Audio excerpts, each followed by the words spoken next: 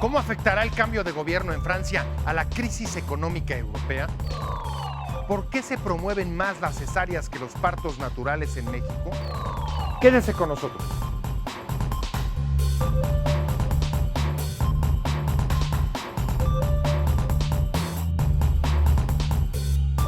Buenas noches. Usted y los asuntos que le interesan son parte de esta agenda. Instituciones internacionales como la Organización Mundial de la Salud han emprendido una campaña para alertar por el preocupante incremento de los nacimientos prematuros en el mundo, que son la principal causa de la llamada muerte ignorada. Los nacimientos tempranos ocasionan la mitad de los fallecimientos de recién nacidos en el planeta. También son la segunda causa de mortalidad entre los menores de 5 años, principalmente en países en desarrollo y economías emergentes como Brasil. Uno de los factores que los provocan es recurrir innecesariamente a la cesárea. En México, la incidencia de esta es un problema que rebasa por más del doble los niveles recomendados por la OMS. En efecto, la cesárea es un negocio próspero para hospitales y médicos, también para aseguradoras que lo cubren a diferencia del parto natural. ¿Cuáles son los costos y los riesgos de las cesáreas para las mujeres y bebés? ¿Qué otros tipos de violencia obstétrica existen? De este asunto nos habla Araceli Aranday en el siguiente reportaje. La espera sin explicación alguna, administración de fármacos, procedimientos quirúrgicos realizados sin consentimiento del paciente. Son solo algunas formas de agresión que se registran en el sector salud y que en muchos casos pasan desapercibidas, por falta de información o por costumbre. Y una de las cosas más peligrosas es que no se ve.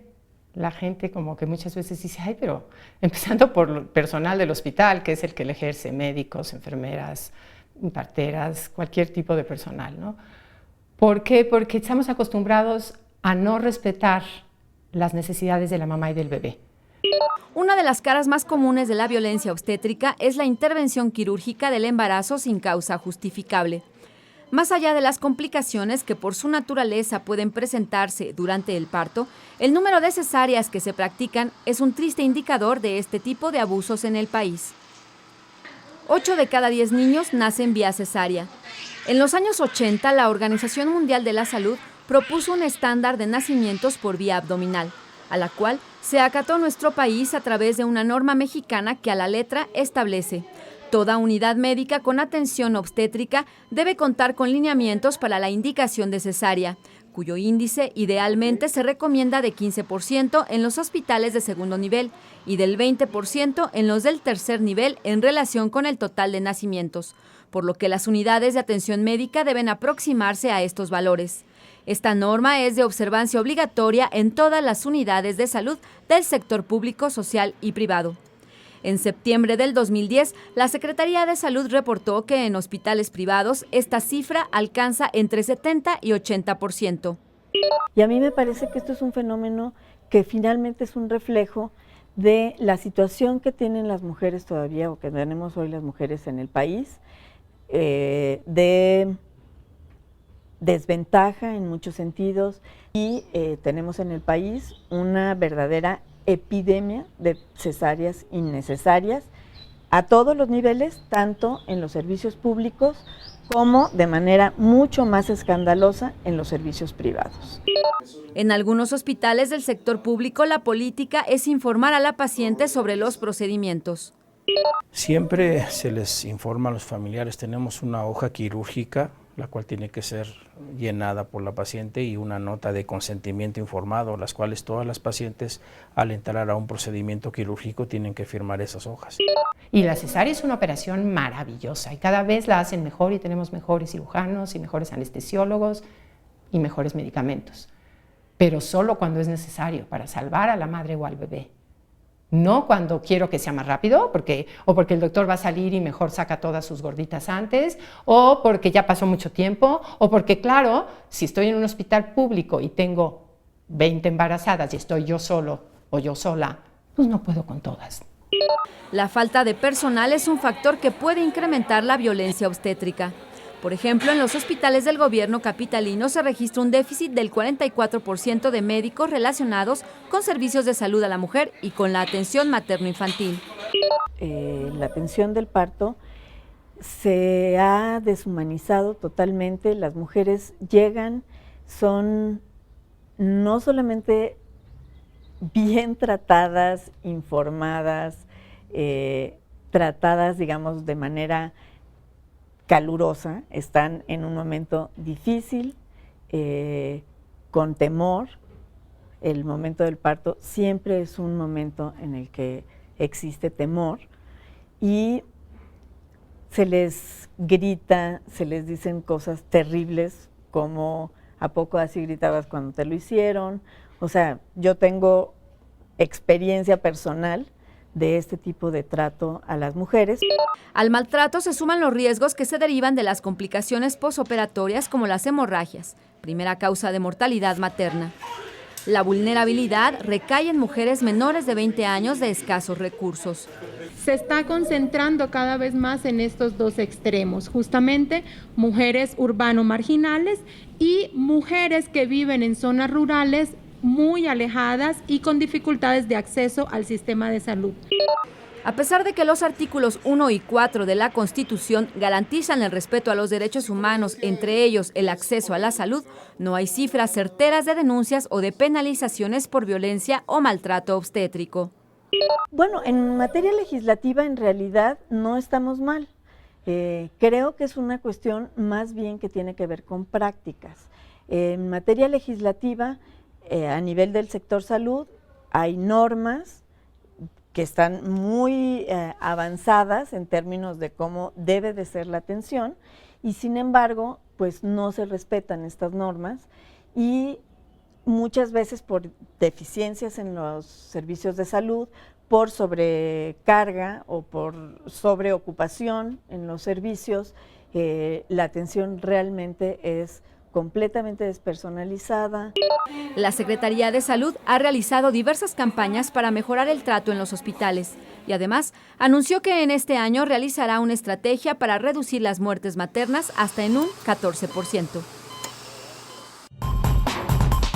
En los últimos 30 años, el parto fue reemplazado por la cesárea en casi 2 de cada 3 nacimientos en hospitales privados del país y en 1 de cada 3 en instituciones públicas.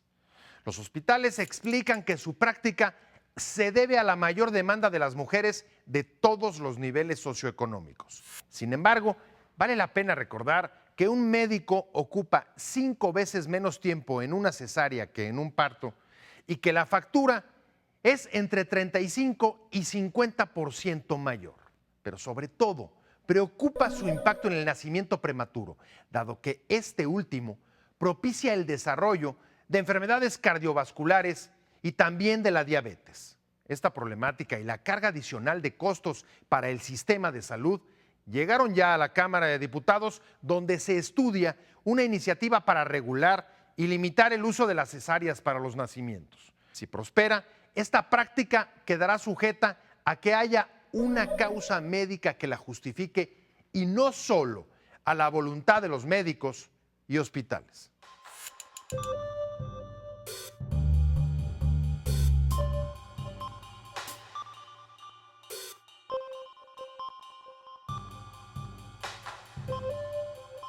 ¿Qué explica el crecimiento de las cesáreas sobre los partos naturales en los últimos 30 años en instituciones públicas y privadas del país?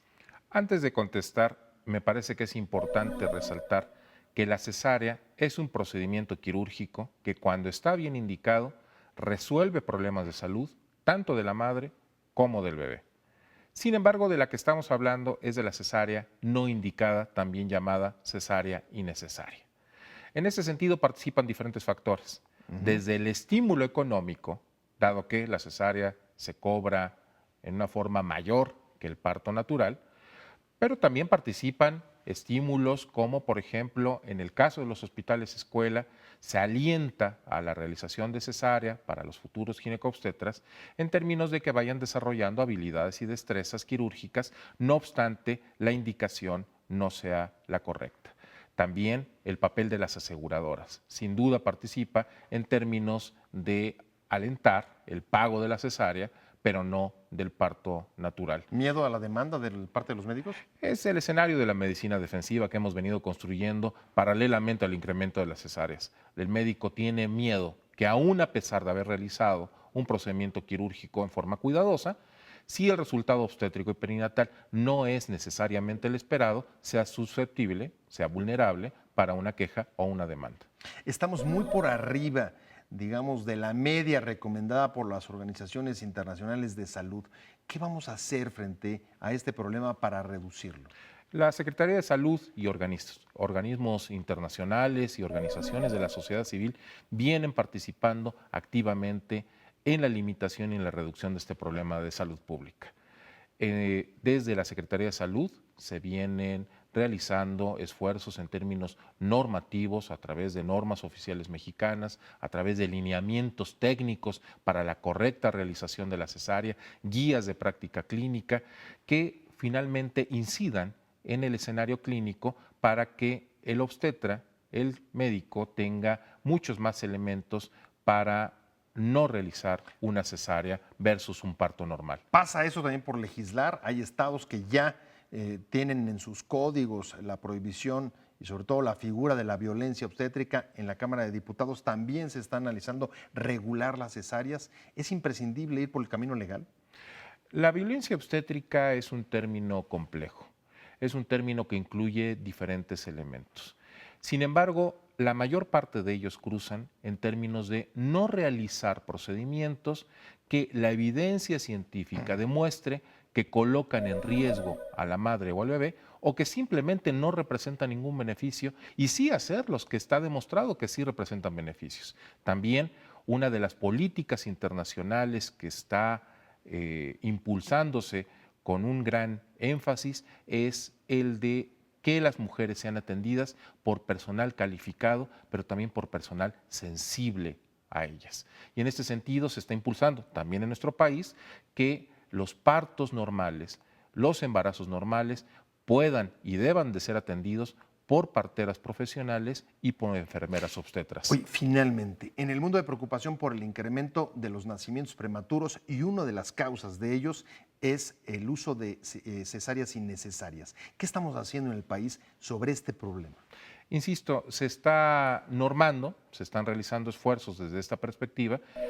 El problema no es sencillo, es un problema que se está presentando con cada vez mayor frecuencia a nivel mundial y desafortunadamente prematuridad extrema es una de las principales causas de mortalidad neonatal y de discapacidad neurológica a largo plazo. Los esfuerzos deben de redoblarse en ese sentido. Quédese con nosotros. Al regresar, Francia cambia de gobierno y regresan los socialistas después de 17 años. ¿De qué manera impactará esto a la crisis en Europa?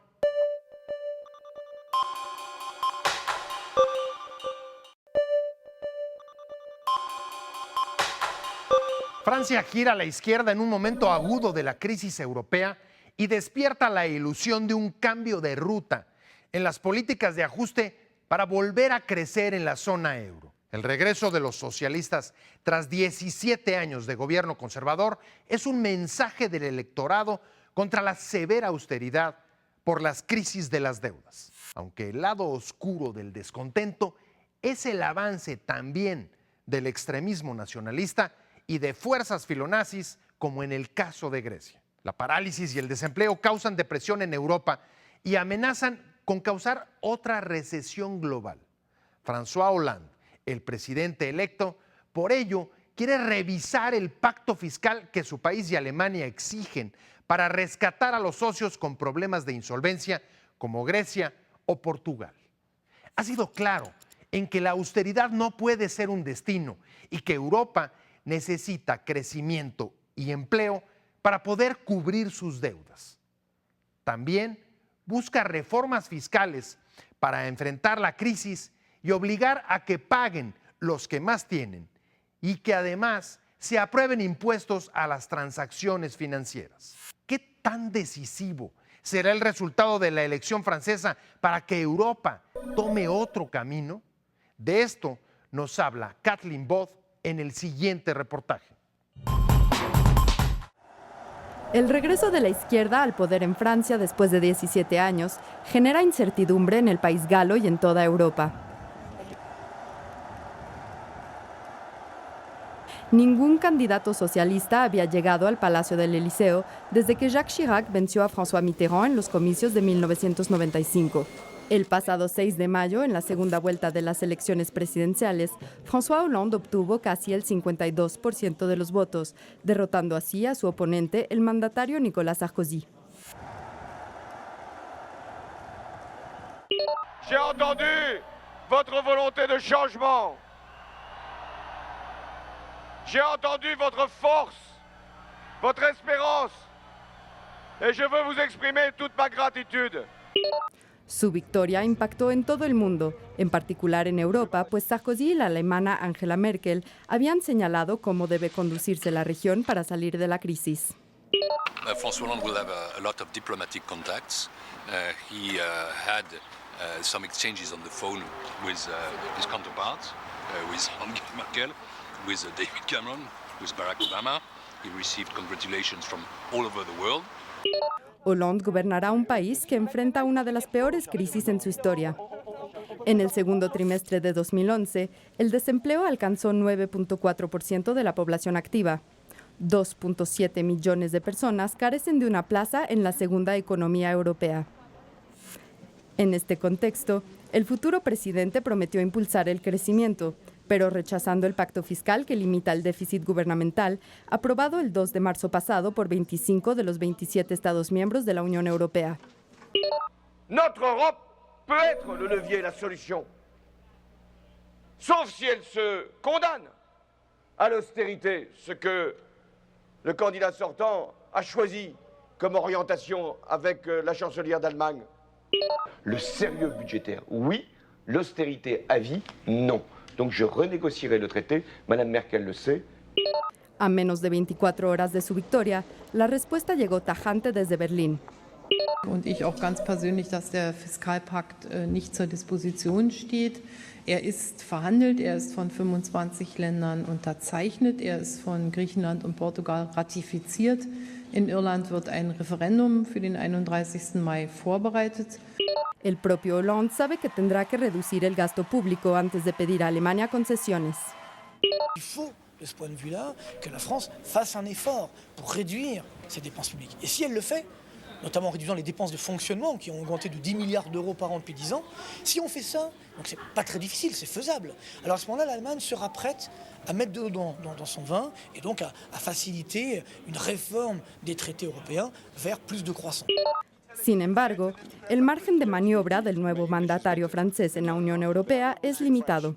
The real test for Hollande will be to see whether at the European level he can actually fundamentally change the direction that's been taken.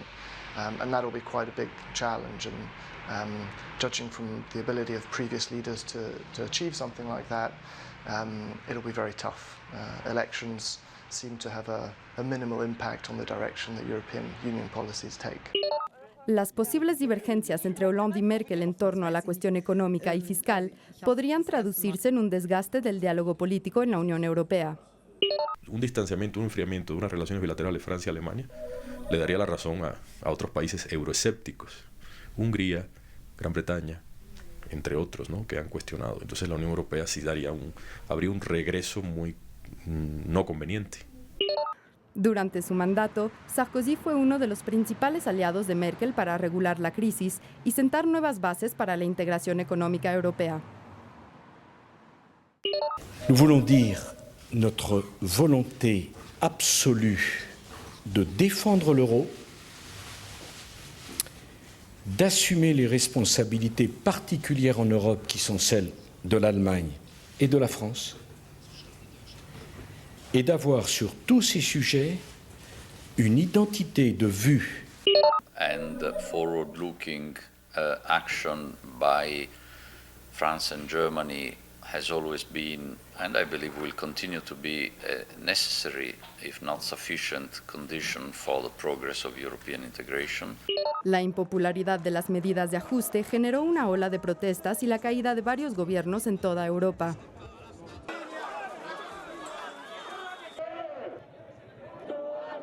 Sarkozy se suma a otros 10 mandatarios de la zona euro, entre ellos el italiano Silvio Berlusconi, el español José Luis Rodríguez Zapatero y el griego Giorgio Papandreou, que han sido removidos de su cargo desde el inicio de la crisis financiera mundial a finales del 2008.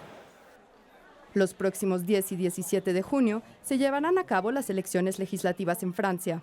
De ganarlas, los socialistas se verían con más poder que nunca. Sin duda, sería oxígeno puro para un nuevo presidente que ha generado enormes expectativas con sus promesas de cambio. Francia rechazó en referéndum adherirse a una constitución europea en 2005 por el temor a perder soberanía y, sobre todo, beneficios de la protección social, antes de que la actual crisis pusiera a la salud, educación y pensiones en los primeros lugares de los gastos a recortar. Hollande, que votó a favor de la Constitución Europea, se ha comprometido a mantener el estado de bienestar, pero tiene poco margen de maniobra por las restricciones del euro y los compromisos sobre el déficit fiscal. Su situación más allá de Francia ilustra uno de los dilemas del futuro de Europa, entre avanzar hacia una mayor unión fiscal y económica o aceptar una unión más débil y reducida. La opción de menos Europa es peligrosa por el creciente descontento, avance de partidos nacionalistas y de extrema derecha como el Frente Nacional en Francia e incluso la entrada de fuerzas neonazis al Parlamento griego.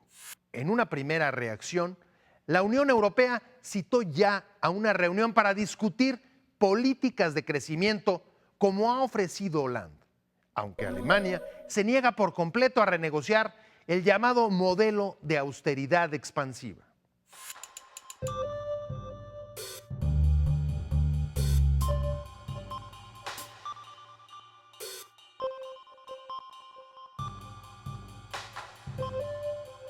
Cambio de gobierno en Francia, regresan los socialistas en medio de una aguda crisis en Europa. ¿Cuál es el significado de este cambio en Francia y qué repercusiones crees que pueda tener para el futuro de la crisis europea?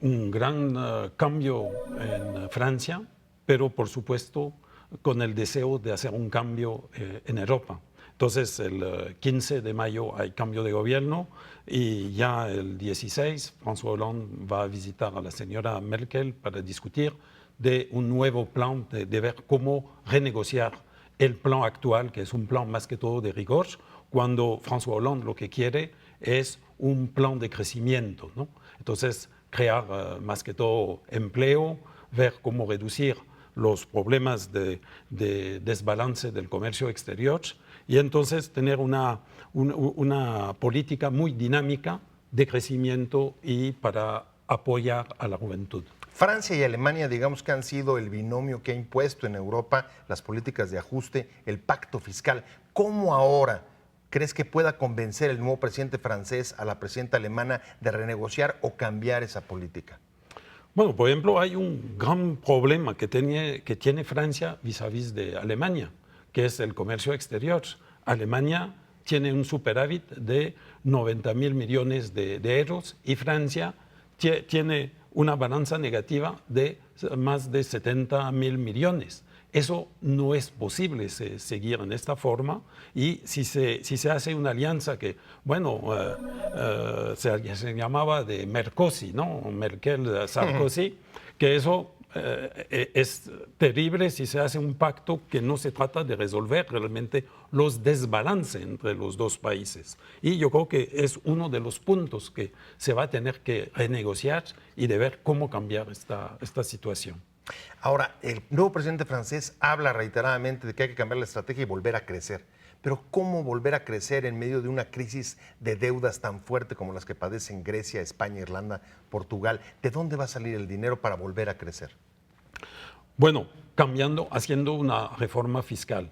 Y en la reforma fiscal que está pensando François Hollande, el nuevo presidente, hay un impuesto, por ejemplo, importante para los que ganan más de 1 millón de euros, ¿no? Entonces, en la parte superior al 1 millón de euros. Pero también en Francia tenemos toda una serie, digamos, lo que llamamos las nichas fiscales, que permite a muchos digamos, evadir una parte de sus impuestos. Entonces se va a trabajar mucho sobre eso.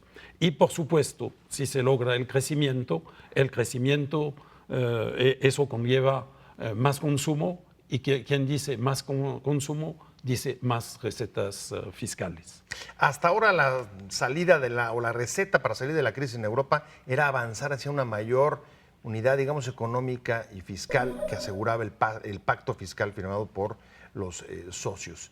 ¿Es este el camino o habrá que aceptar que en el futuro Europa, para salir de la crisis, tendrá que, digamos, reducirse o volverse un poco más relajada en términos de su por el unión? momento, y es un poco la crítica de los socialistas a lo que está pasando en Europa, es que la construcción de Europa es antes que todo una construcción económica.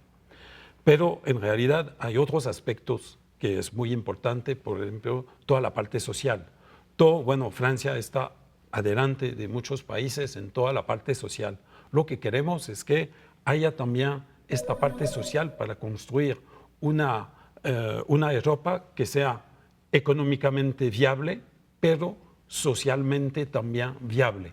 Entonces, claro que eso es un gran desafío para el futuro, un gran desafío para el presidente Hollande y un gran desafío para todos los socialistas de Europa. Pero es construir una Europa mucho más equilibrada, tanto en la parte económica como en la parte social, porque todo lo que se ha hecho hasta ahora no tenía realmente esta parte social, y es la crítica de nosotros. Gracias por habernos acompañado en Agenda a Fondo. Recuerde que puede escribirnos a la dirección de correo y Twitter que aparecen en la pantalla. Lo esperamos la próxima semana con reportajes y entrevistas sobre las situaciones que impactan su calidad de vida, la realidad que todos los días enfrentamos.